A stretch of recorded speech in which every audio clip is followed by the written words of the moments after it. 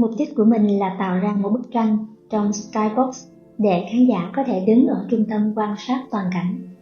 Các bạn có thể tham khảo video của Emma hướng dẫn cách tạo Skybox. Mình để đường link trong phần giới thiệu ở dưới.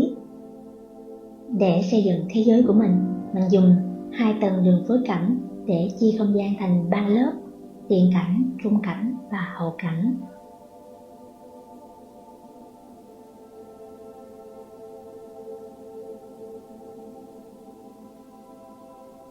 Dùng cọ marker để tô màu bầu trời theo những điểm mà các đường phối cảnh đã định sẵn.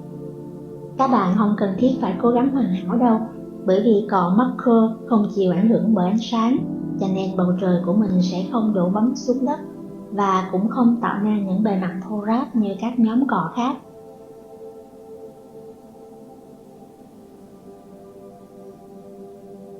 Cọ highlight để vẽ những vệt sáng tô điểm cho bầu trời của mình thêm sống động hơn.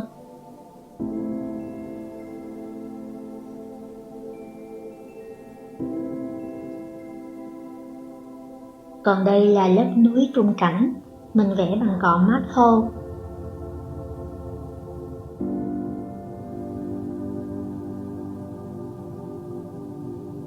Mình cũng tiếp tục vẽ kỹ hơn phần rìa của bầu trời để tạo nên một đường ranh giới đẹp cho bức tranh của mình.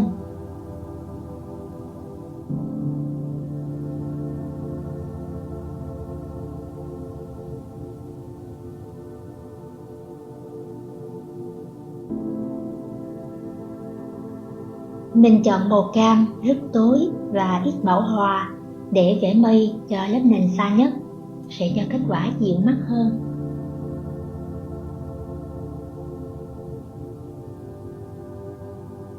Bình minh, bầu trời cần những đám mây màu ấm nhuộm ánh sáng mặt trời. Cọ smoke màu vàng và cam sẽ giúp cho bầu trời ấm lên và giúp cho không gian dày hơn. Kinh nghiệm của mình đối với hầu hết cọ highlight, mình đều chọn màu tối và ít bão hòa để cho hiệu quả tốt hơn. Nếu là ngược lại thì màu sẽ rất chói, mất khối và chi tiết ở những vùng mà chúng che phủ. Mình rất thích chơi với những vật liệu khác nhau nên hãy thử phối hợp các loại cọ để tìm ra hiệu ứng mới. Ở Audio Reactor, mình sẽ dễ dàng tìm thấy những loại cọ thích nhảy múa, chúng sẽ chuyển động theo nhạc. Vì chưa tìm được loại cọ nào để thể hiện bài cỏ lau nên mình sẽ quay lại phần này sau nha. Tiếp theo, dùng cọ lông thô phát màu nhanh bố cục tổng thể khu vực trung tâm bức tranh.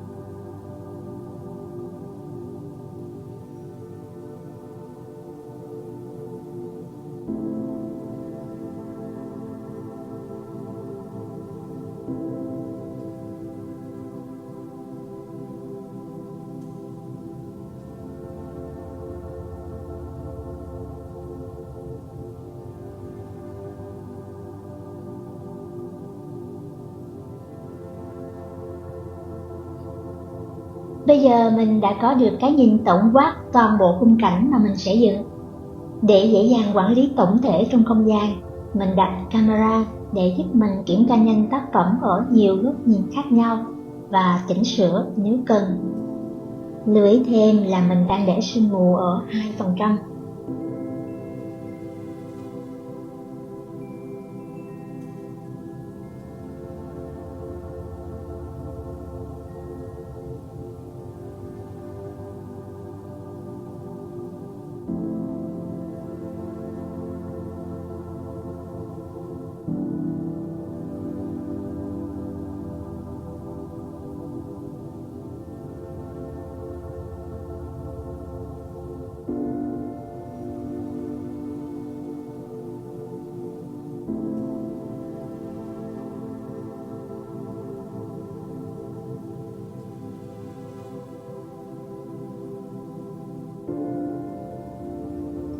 Giờ thì bắt đầu công đoạn muốn dung lượng ổ cứng nhất rồi đây. Mỗi bộ thực vật mình sẽ vẽ 5 đến 10 cái đồng bộ. Cọ lông thô là cọ yêu thích nhất của mình dùng cho hầu hết mọi trường hợp khi không biết nên dùng gì. Nó thô ráp như cái tên của nó, nhưng khi đan nhiều lớp màu khác nhau, nó sẽ tạo được sự lấp lánh, ẩn hiện như sắc dầu.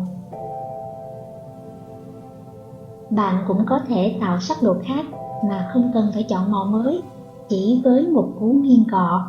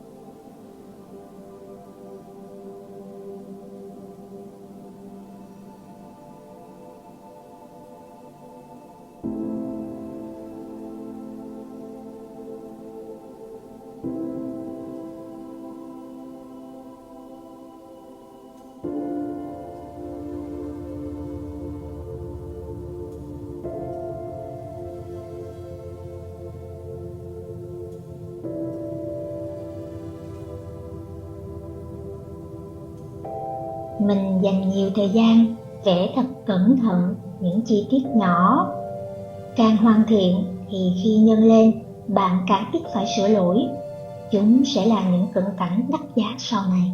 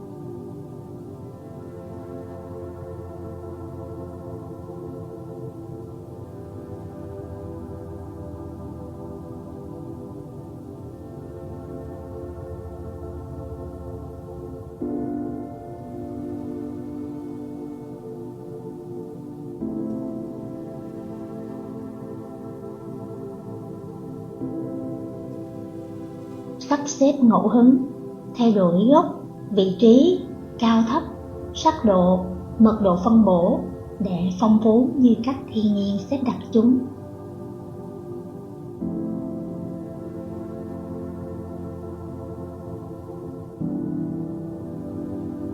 Và nhân rộng.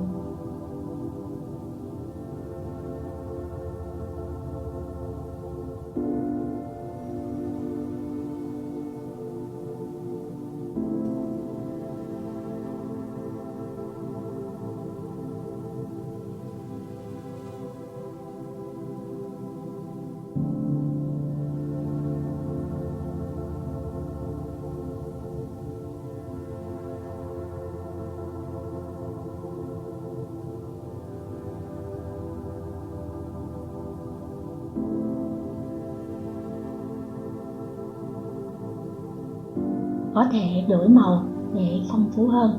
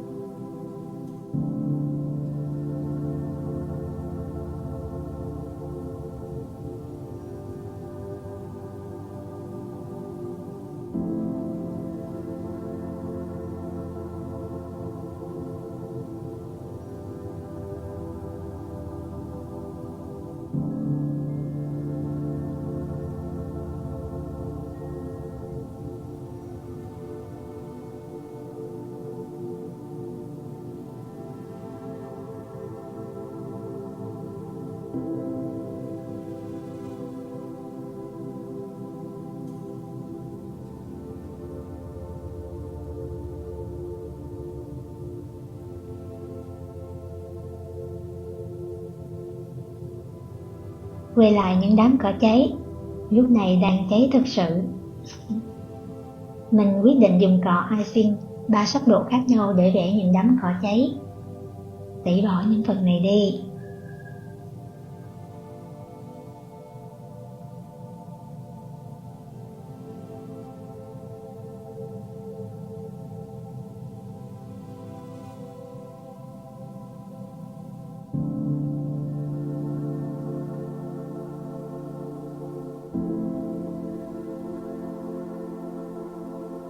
Đây là những cây to trên các ngọn núi ở xa.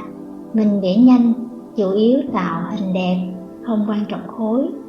Thời gian đầu tư tạo khối cũng không tăng hiệu quả thị giác, vì ở vùng thị sai thì khán giả cũng không thể nhìn thấy được.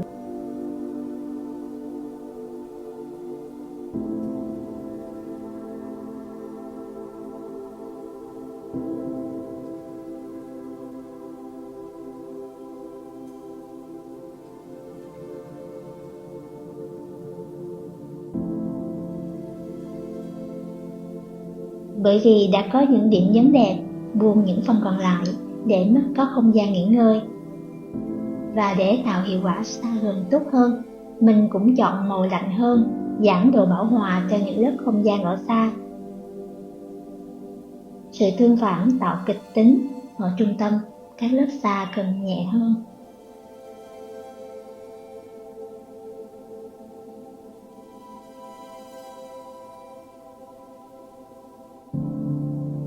Open Brush có công cụ hút màu, nhưng mà các nhóm cọ khác nhau thì hấp thu ánh sáng khác nhau. Cho nên ngoài những nguyên tắc phối màu cơ bản, mình vẫn đo màu bằng mắt là chủ yếu. Nếu mà các bạn quan tâm, mình sẽ làm một video về kinh nghiệm phối màu trong tranh thực tế ảo.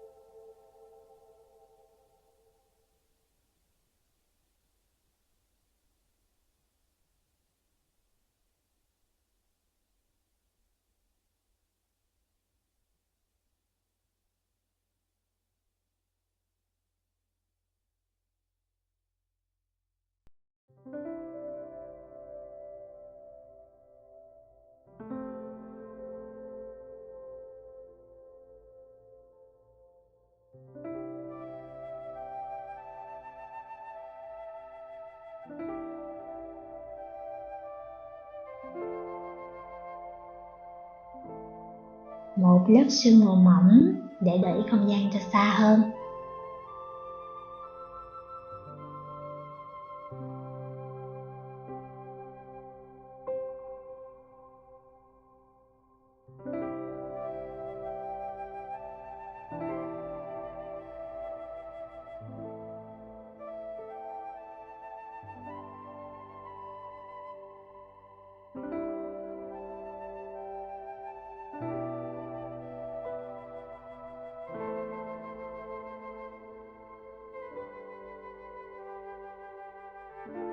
Tiếp tục lấp đầy không gian với cỏ, cây bụi và cây to.